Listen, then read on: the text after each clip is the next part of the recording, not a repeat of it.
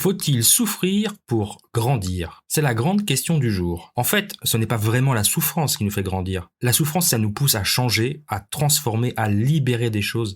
Et par voie de conséquence, cela nous fait grandir. Mais pas toujours. Parce que bien sûr, on peut grandir sans souffrir. Mais malheureusement, on peut souffrir sans grandir. Et je dirais que la meilleure citation pour illustrer cela, ce serait « Ce que l'on n'apprend pas avec la sagesse, on l'apprend avec la souffrance ».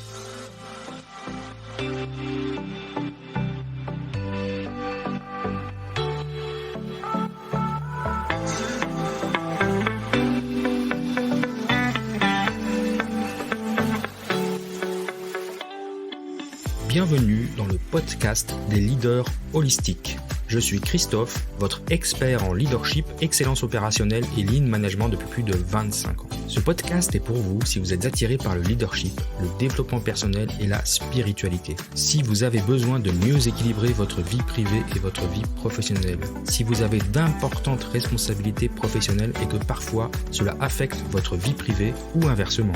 Si vous voulez devenir un leader serviteur, bienveillant, humaniste, éthique et intuitif, si vous voulez développer un leadership avec une approche globale, intégrale, holistique, basée sur votre corps, votre cœur et votre esprit, pour le bien de vos proches et de la communauté, alors vous êtes au bon endroit.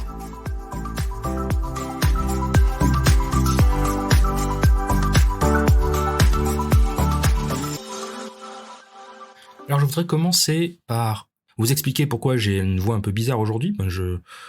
Je sors d'une semaine de Covid, voilà, pour faire un peu comme tout le monde. Donc je suis pas complètement rétabli, mais j'avais pas envie de skipper une semaine. Et puis j'ai pas pris suffisamment d'avance pour avoir des épisodes prêts, donc je trouvais que c'était l'opportunité aujourd'hui, après cette semaine de Covid, de partager quelque chose de un peu plus intime. Parce que vous savez, c'est toujours dans ces périodes un peu difficiles où on a envie peut-être de partager des choses plus difficiles à partager, quelque chose que je repousse depuis longtemps. Vous savez que j'ai déjà partagé dans l'épisode 0, puis dans l'épisode de la saison 2, les raisons pour lesquelles qu'est-ce qui a déclenché mon évolution. La première étant, c'est la naissance de ma fille avec sa hanche luxée qui a été pour moi un déclencheur, un choc émotionnel, une épiphanie pour pouvoir m'occuper de mon corps.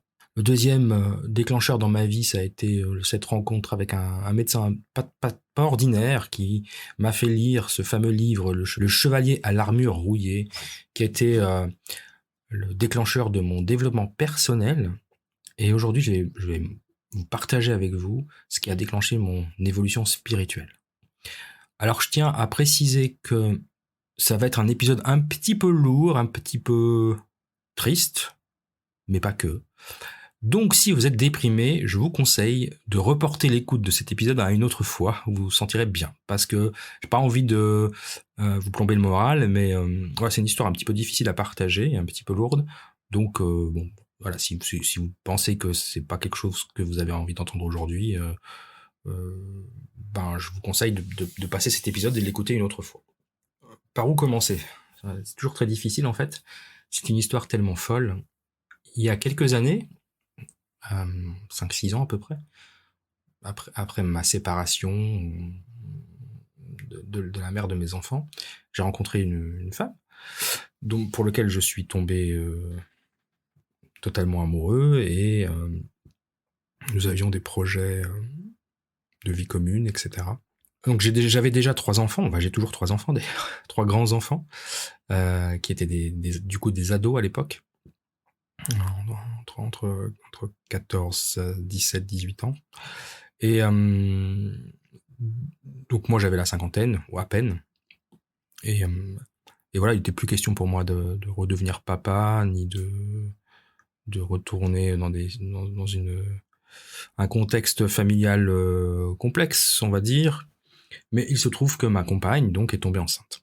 Donc je passe les conditions la raison de l'arrivée de cette nouvelle qui nous a bouleversés, bien évidemment. Mais en tout cas, une chose est sûre, c'est que cette grossesse n'était pas prévue. Cette grossesse n'a pas été, identifiée avant les 3 premiers mois. Et donc, on s'est retrouvés un jour chez le gynécologue qui nous apprend que ma compagne est donc enceinte de 3 mois et demi à peu près. Alors là, vous pouvez imaginer notre stupeur à tous les deux, parce qu'on n'était pas des petits jeunes quand même, donc déjà on conçoit un bébé, on s'en rend pas compte, et ma compagne n'a pas compris qu'elle était enceinte parce qu'elle avait des cycles qui ont continué. Donc on se retrouve dans une situation où on est contraint. On est contraint en effet de garder cet enfant puisque de toute façon on a passé le délai des 3 mois. Donc la question ne se pose pas de garder ou pas le bébé. Mais voilà, après on doit s'organiser, on doit faire les examens nécessaires, etc. pour s'assurer que tout va bien. Les premiers examens étaient plutôt bons. Et puis c'est un matin où j'accompagnais ma fille pour prendre le train. Elle partait en Allemagne, un échange franco-allemand pour les vacances. Je reçois un appel de ma compagne, très difficile puisque dans cet appel elle me dit écoute Christophe, je viens d'avoir un coup de fil du gynécologue, il y a un problème avec mes examens sanguins, je suis retourné, ils m'ont fait des examens complémentaires, il y a un fort risque de trisomie 21. Alors là, le monde s'est effondré sous mes pieds, ça c'est le moins qu'on puisse dire, puisque quelques semaines, 2 semaines avant, je venais d'apprendre que j'allais être papa et que a priori ça allait plutôt bien. Et là, on est en train de m'expliquer que ça va être une enfant atteinte de la trisomie 21. Donc à l'époque, je savais pas si c'était un garçon ou une fille. Et donc, je la rejoins, je rejoins ma compagne assez rapidement sur Genève pour discuter évidemment, puis essayer d'assumer le coup, quoi. Le fait est que les examens complémentaires ont confirmé la probabilité de trisomie 21 à 100%.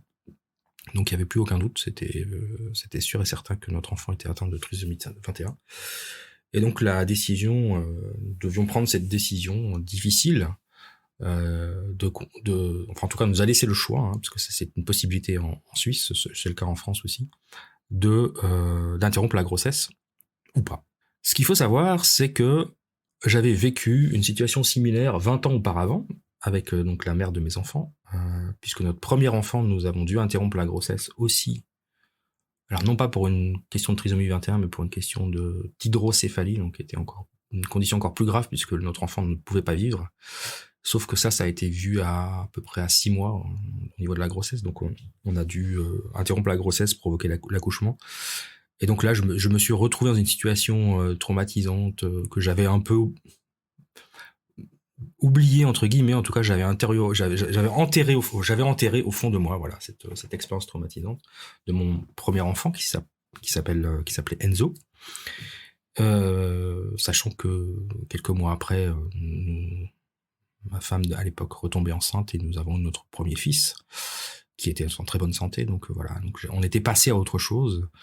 Mais à l'époque, en tout cas, la situation du deuil périnatal était bien différente de celle de maintenant, et je pense pas qu'on l'ait très très bien gérée.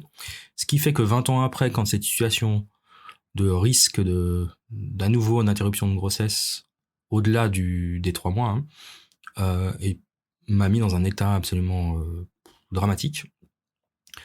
J'ai essayé de garder mon calme autant que possible. Avec ma conjointe, on a décidé d'interrompre la grossesse parce que moi j'en avais 3, elle en avait 2, qui étaient plus jeunes que les miens. Enfin, on se voyait pas, on vivait toujours pas ensemble. Enfin bon, l'idée c'est pas de justifier de la décision de garder ou pas notre fille, mais en tout cas on est arrivé à cette conclusion, à cette décision qu'on devait interrompre la grossesse. Ce qu'on a fait le 21 juin 2018. Donc notre fille est là, est née, est décédée donc ce jour-là. Et moi je suis tombé dans une profonde dépression, ce qu'on peut imaginer, puisque en fait je me suis rendu compte que le décès de mon premier enfant, de mon premier fils, n'avait pas été du tout digéré, et que l'acte 2 n'avait fait que réveiller de vieilles blessures qui n'avaient pas été soignées, et puis renforcer un double drame, puisque du coup j'ai perdu 2 enfants qui s'appelle Enzo et Ella. Quelque chose de très difficile à vivre pour un papa comme pour une maman, il faut pas croire. Pas parce qu'on porte pas l'enfant qu'on ne l'aime pas.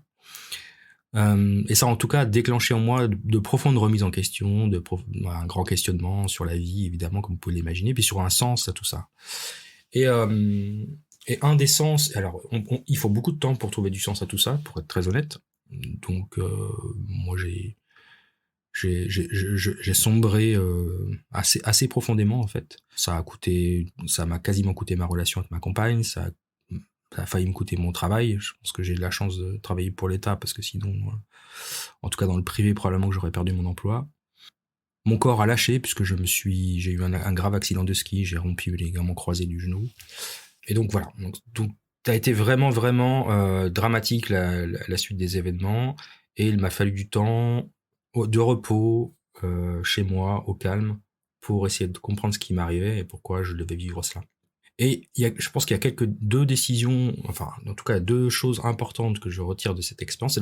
La première, c'est qu'avec ma compagne, on a décidé d'écrire un livre pour raconter l'histoire de Ella, parce qu'on ne voulait pas juste que cet épisode tombe dans l'oubli, comme on le fait souvent lors d'un deuil périnatal, puisque, même si c'est pas le sujet du podcast aujourd'hui, il faut savoir que un deuil périnatal, c'est un deuil. C'est pas parce que l'enfant que vous avez perdu n'a pas vécu que c'est pas un deuil, et c'est des fois beaucoup plus profond qu'un deuil classique, et je mets de grosses guillemets avec le classique.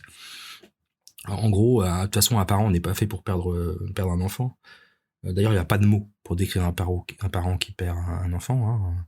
Quand on perd sa femme, on est veuf. Quand on perd ses parents, on est orphelin. Mais quand on perd ses enfants, il n'y a pas de statut. Alors on appelle ça parange pour les enfants nés, enfin morts, décédés avant la naissance, ou enfin au moment de la naissance, mais avant le terme, ou juste au moment du terme. Je trouve que c'est un mot plutôt sympa, plutôt joli, d'être parent d'un ange. Donc voilà, la première chose qu'on a fait, enfin, ça a pris 2 ans presque pour se décider de le faire, c'est d'écrire un livre pour raconter l'histoire d'Ella. Ce livre, qui s'appelle Pardonne-moi Ella, est quasiment fini, il est à 90% écrit, en cours de correction maintenant. Donc c'est un livre l'idée, c'était d'apporter notre témoignage en tant que parents, père et mère, autour du deuil périnatal, et puis notre réflexion un petit peu plus philosophique et aussi pratique autour du deuil périnatal, et du coup de l'évolution, parce que moi je l'ai vécu il y a 20 ans et maintenant. Donc voilà, on a voulu que cette expérience serve à d'autres parents. Et puis moi, pour quelque chose de plus personnel, moi ça m'a interrogé sur ce que je voulais faire. Hein. Je parlais de l'ikigai dans les épisodes précédents, sur ma mission de vie, pourquoi j'étais là, est-ce que je m'épanouissais dans mon travail ou dans ma vie, tout bêtement. Et je me rends compte que mon épanouissement est passé par d'autres projets que par le simple projet professionnel que j'ai actuellement. Et c'est pour ça que, en effet, ça a été pour moi le déclencheur d'un éveil spirituel, puisque je me suis retourné vers une autre spiritualité, sur une autre vision de Dieu, des anges et ces choses-là. Et c'est mon intime réflexion. Après, je suis pas là pour imposer quelques points de vue que ce soit, mais c'est juste pour témoigner du fait que un événement dramatique comme celui que j'ai vécu avec ma compagne, enfin moi que j'ai vécu 2 fois pour le coup, il faut lui trouver un sens et une utilité. Après, chacun y trouve son propre sens. Il y avait rien de pire que les personnes qui me disaient, et des professionnels, hein, des psychologues qui me disaient, parfois il n'y a pas de sens à ce qui se passe, il faut juste l'accepter. Je trouve que c'est le conseil le plus stupide qu'on puisse donner à quelqu'un, en tout cas de quelqu'un comme moi, qui ait besoin de comprendre. Et donc j'ai eu besoin de faire ce chemin pour comprendre. Et probablement que ce que j'en ai compris, ça a pas de sens pour vous, ça a pas de sens pour le voisin, ça a pas de sens pour la famille, mais c'est pas grave, ça a du sens pour moi, c'est ce qui compte. En tout cas, moi, ma fille est là, elle est présente avec moi, et ça m'empêche pas de vivre, d'être heureux, de partager des choses avec mes enfants qui sont en vie, bien sûr, hein. C'est quand même très important. Mais voilà, elle est là, à côté de moi, elle m'accompagne maintenant, et je sais qu'elle n'est pas venue sur Terre juste pour me faire souffrir, mais pour me faire grandir. Et en tout cas, je veux lui dire, à travers ce podcast, et c'est ce que je lui dis à travers ce livre que nous avons écrit, que ça a marché, que ça m'a fait grandir. Voilà. Que j'ai évolué de manière très importante de point de vue spirituel. Et, et je suis éternellement reconnaissant à ma fille, rien que pour ça. Et moi, en tout cas, ça me permet d'avancer, ça me permet de continuer à évoluer. Et je trouve que, alors en effet, j'aurais bien aimé éviter de passer par ce type d'expérience traumatisante, mais je trouve que moi, il me faut des trucs un peu durs pour pouvoir me faire bouger. Ça marche comme ça. Donc celui-là, en effet, c'est le pire, je pense qu'on puisse avoir. Hein. Perdre un enfant, il y a rien. Je pense que c'est la pire douleur qu'on puisse avoir. Donc ça a fonctionné, mais ça va très bien, je vais très bien, et je voulais partager avec vous cette histoire, mais je voulais aussi partager avec vous un extrait du livre que nous avons écrit, et juste pour vous montrer que c'est voilà que ça apporte des choses positives, que ces grands malheurs, ces grands drames que nous traversons, bah, quand on est dedans, ça peut être difficile, mais on peut faire preuve de résilience et puis avancer. Alors je voudrais partager un extrait du livre, hein, j'espère que ça vous plaira. Donc dans ce livre, ma compagne et moi, on partage notre histoire et donc l'histoire de Ella. Et à un moment, j'ai imaginé ce que serait la vie si Ella était vivante. Ce chapitre, c'est un chapitre très court qui s'appelle Joyeux anniversaire. Il commence par cette citation d'Aristote: l'espoir est un rêve éveillé. Donc, ça se passe le 5 décembre 2019. Je peste dans ma voiture, ça bouchonne encore sur l'autoroute au niveau de l'aéroport Cointrin. Je vais jamais arriver à l'heure, il est 18h25 et il me reste encore une dizaine de kilomètres à parcourir avant de rejoindre l'appartement. J'ai promis à ma compagne de rentrer tôt du travail, mais c'est encore raté. Surtout que j'étais passé par Cécile pour récupérer Lolita et Quentin. Ella venait d'avoir 1 an, et nous voulions célébrer son premier anniversaire tous ensemble en famille. Hélas, Kylian, le plus grand, était à Lyon et ne pouvait se joindre à nous. Quelle année folle depuis la naissance de notre petit bijou Ella. Je vivais une semaine dans l'appartement de ma compagne à Genève avec ses filles et l'autre semaine dans ma maison à Cessy avec mes autres enfants, Lolita et Quentin, sachant que le plus grand, lui, vivait à Lyon pour faire ses études.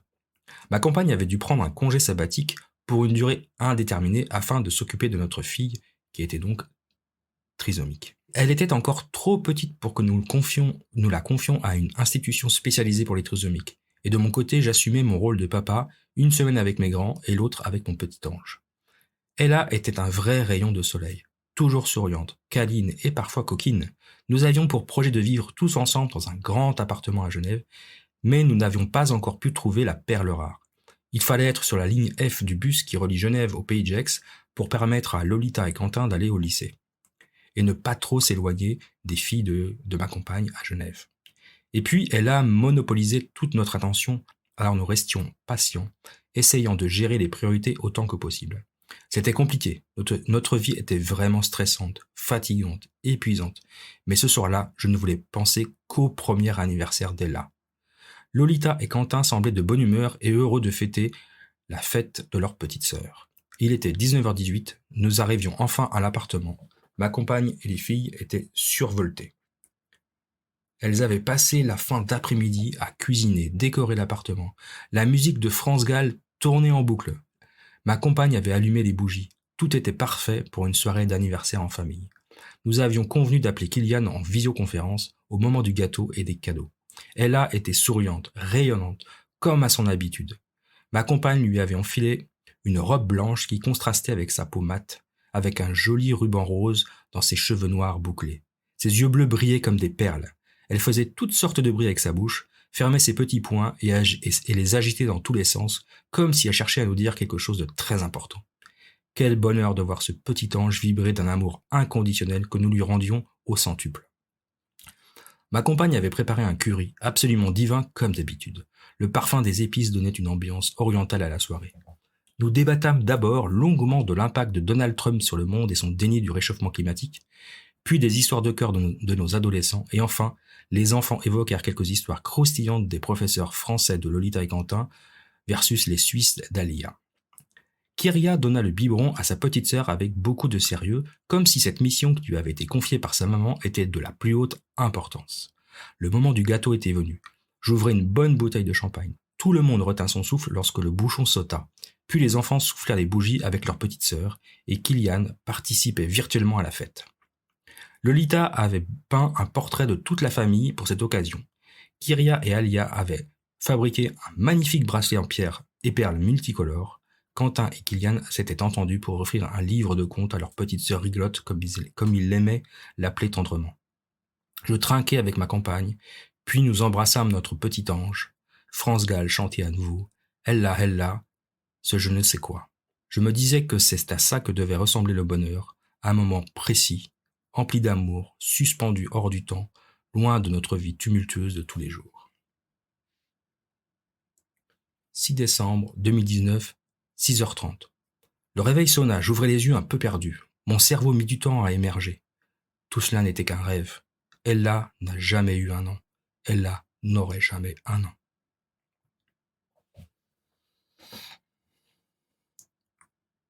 Voilà, alors c'était vraiment en exclusivité un chapitre un petit peu court, très succinct du livre que nous avons écrit.